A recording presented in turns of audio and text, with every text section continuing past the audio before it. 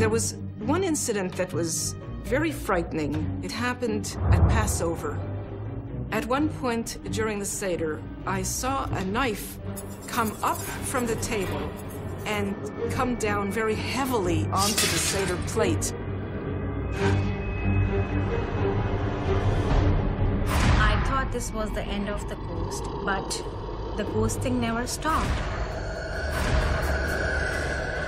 I just wanted to get rid of the thing touching me. I thought, like, I'm dead, maybe he wants to kill me.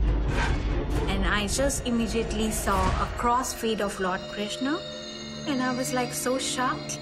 How can I see a god just standing in front of me?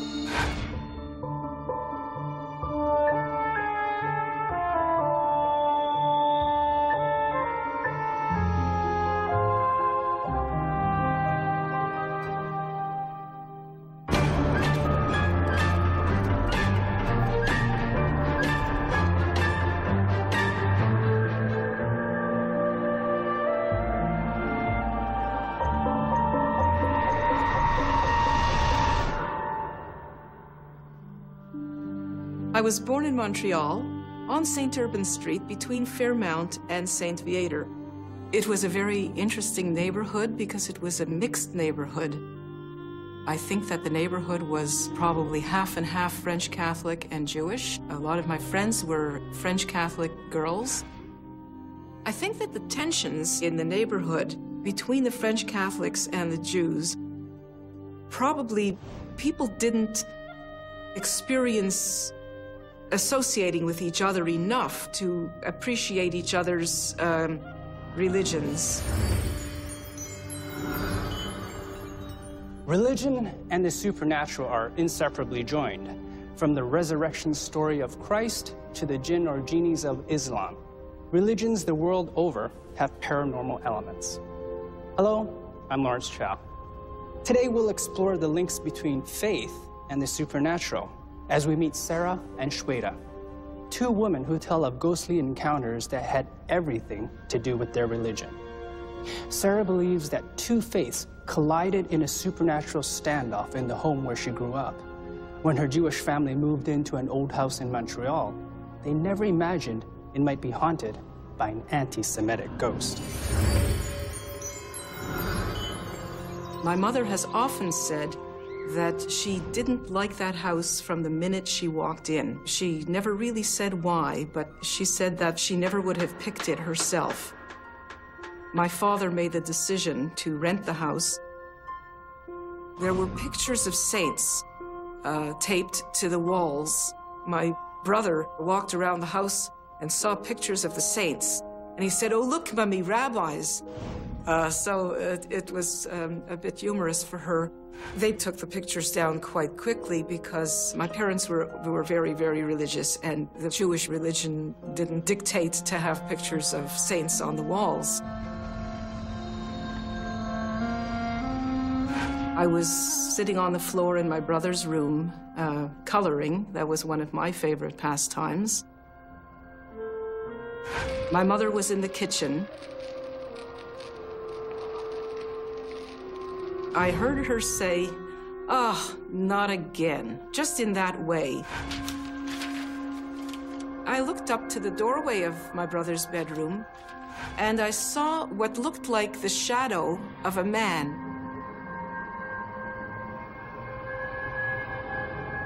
A tall man, dressed complete with a hat. He was slender. He looked gray and a bit see-through. I knew that I was alone in the house with my mother at the time, so it was a little strange. And then I saw on the wall what looked like a rectangle of light. I had never seen that before, and I was curious about it. I thought at first maybe it's a reflection from something, but there was no mirror to reflect that patch of light onto the wall. I put my hand over this patch of light to make a shadow on it, and there was no shadow.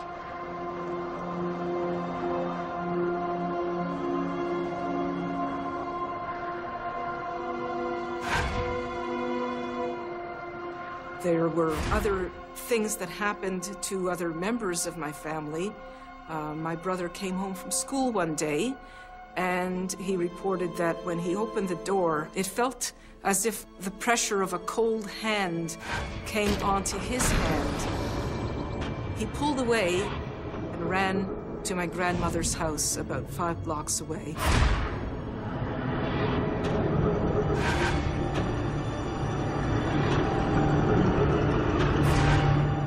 We were coming home from somewhere in the car. The shadow man was standing in front of our house.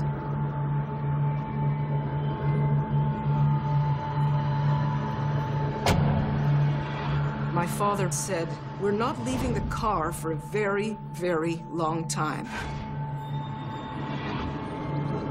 The man just disappeared and he walked away from the house. And so we just all sat in the car and waited, and it seemed like forever. There was one incident that was very frightening.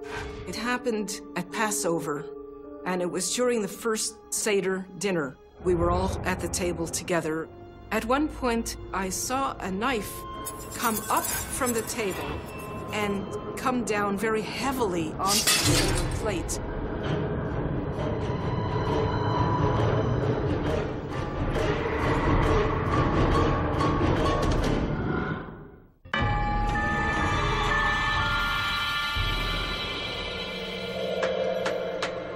My father was a very religious man.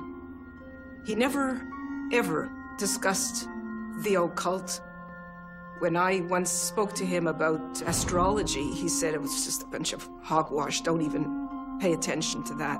There was one incident that was very frightening. It happened at Passover, and it was during the first Seder dinner. The Seder is a night when parents explain to their children the history of what happened to the Hebrews during the time of Exodus.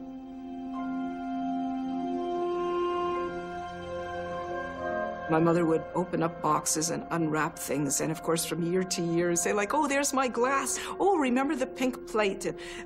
So there was always an excitement. So sitting at the Seder table starts off very pleasant, and of course there's a tablecloth on the table which made it feel very special.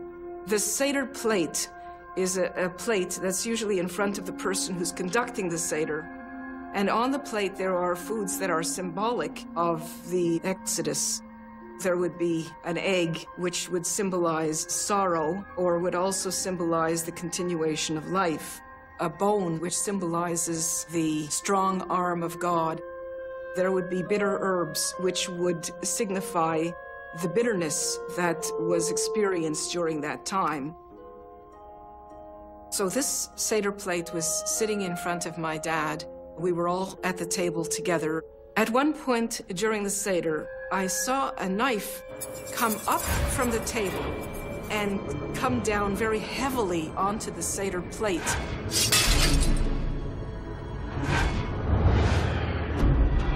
Very strange indeed, but not as frightening as my father's reaction to what happened. He paled and said, "Satan is in this house," which meant Satan is in this house.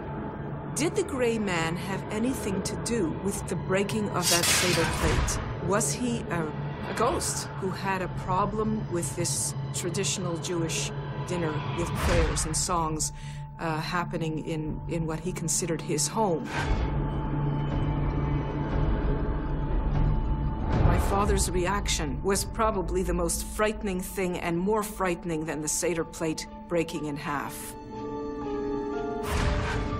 Years later, when I was 12, we moved from that house. My brother and I went in to look, to make sure that we didn't leave anything. And when he reached to the light switch to turn the lights off, they went off by themselves.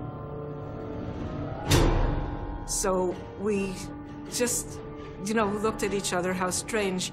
And in retrospect, I'm thinking that maybe that was the gray man's way of saying goodbye.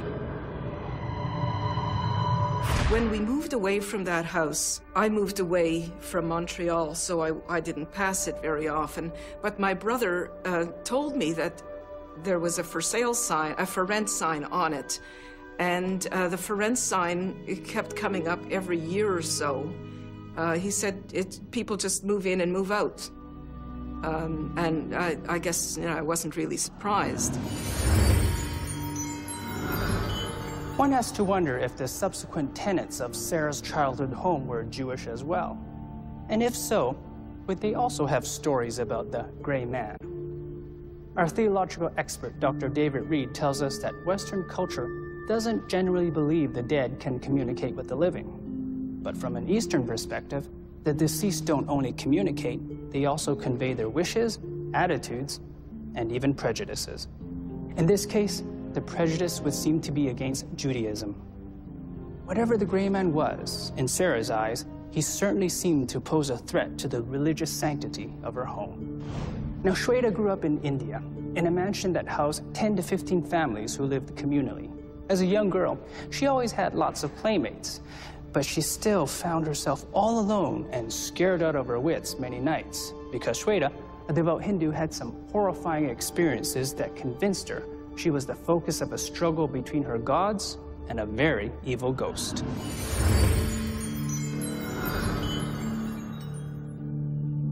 One night I was sleeping and somebody just slapped me on my cheek, and I woke up and I look around and I see nobody in the room. As a little child, I wasn't a very brave child. I was scared of being alone and stuff.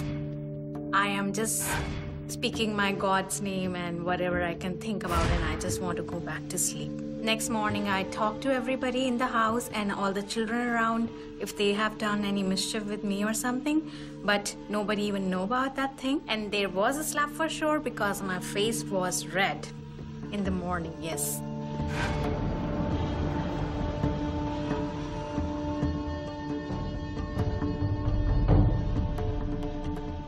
One night I was sleeping and somebody tried to hold me.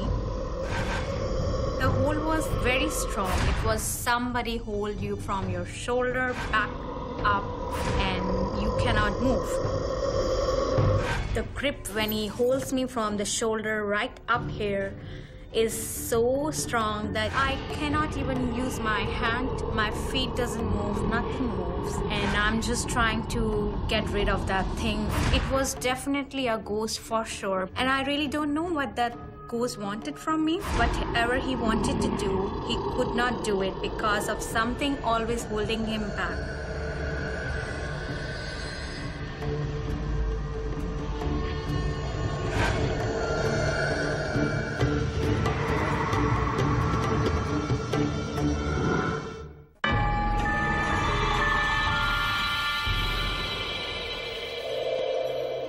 We used to have a lot of kids in the building. We used to play together. One day, all the children who I was playing with, even my sister, she disappeared. I see nobody, and I'm calling everybody, and there is nobody in the building. Looks like just I was alone in the whole world that time, and nobody around.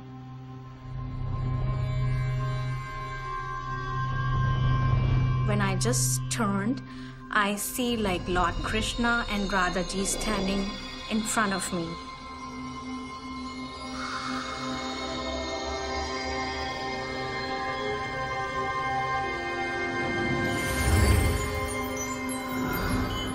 Krishna is a deity who appears in many forms across the Hindu religion. He is often depicted as holding a flute and sometimes as a divine herdsman surrounded by gopis or milkmaids. Radha is his gopi consort, and she is often pictured with him. Lord Krishna and Radhaji, and I was like so shocked looking at them. How can it be, you know? How can I see a god just standing in front of me when I turn?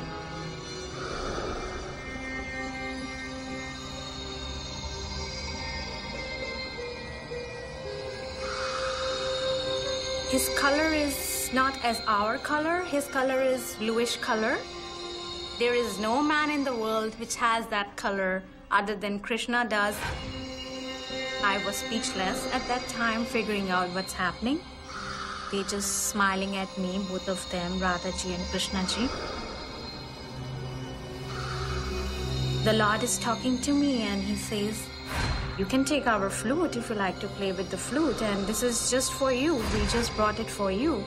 He offered me a flute like that, and it was so close to me. It was just standing just across, like how would you stand with anybody having a conversation. I have never seen that kind of flute which he was holding in his hand. It was gold color. It has some jewelry attached to the flute. I refused to take the flute. I nod my head. But he said, you don't have to be afraid. We can play with you if you like. But as a child, I was so scared to take any flute. I just refused to take the flute from him. They thought maybe I'm getting scared or something. Then Radhaji said, like, Krishnji, we have to go. They just walked and I followed them and calling them by name, just stop, I want to talk to you. Maybe they had to go. It was the best time they want to go back. I searched the whole house and they were nowhere to be found after that. And I asked everybody, where was everybody, You know what? Lord Krishna came and where were you hiding, everybody? Are you guys crazy? Where did you go? And they said, are you crazy? Where did you go? And this was like such a strange incident. Like, they're asking me, where did I go? I was always there. And they were asking me, why would Lord Krishna come to you? I said, I have no idea why he came to me, but he was here in front of our door, in our house, and I saw Lord Krishna and Radhaji.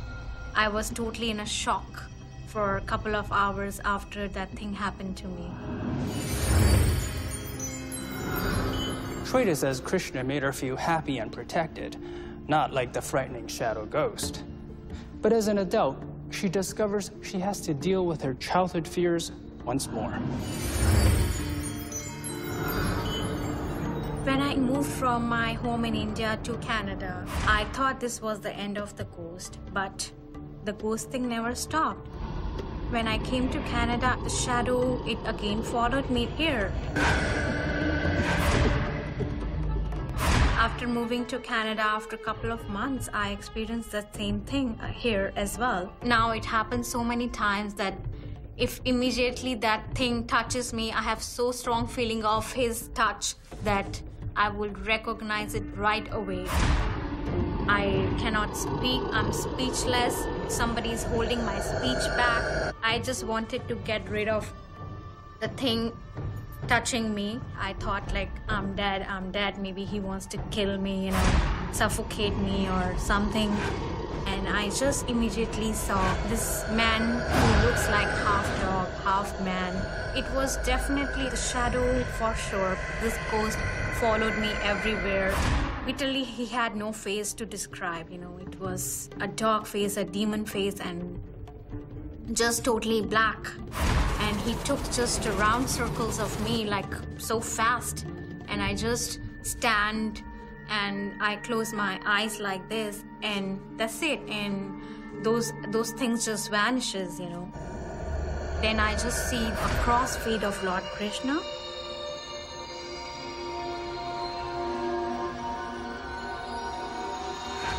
The Lord was always watching on me. It was trying to stop that thing. And after that, this shadow never touched me.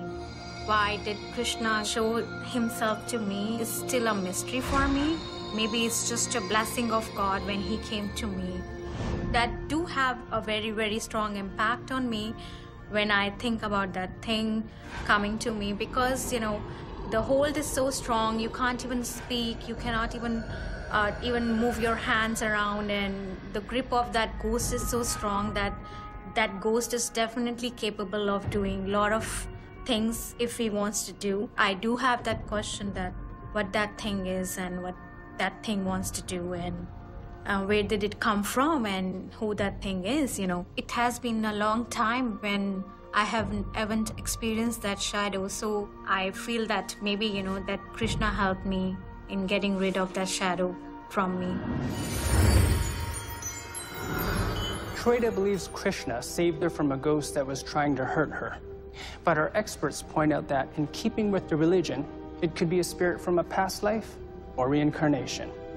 If there are such spirits, they may be neither good nor evil, but simply confused. If that's the case, they might express themselves the same way they did in life. In Shweda's case, aggressively, and in Sarah's, with prejudice.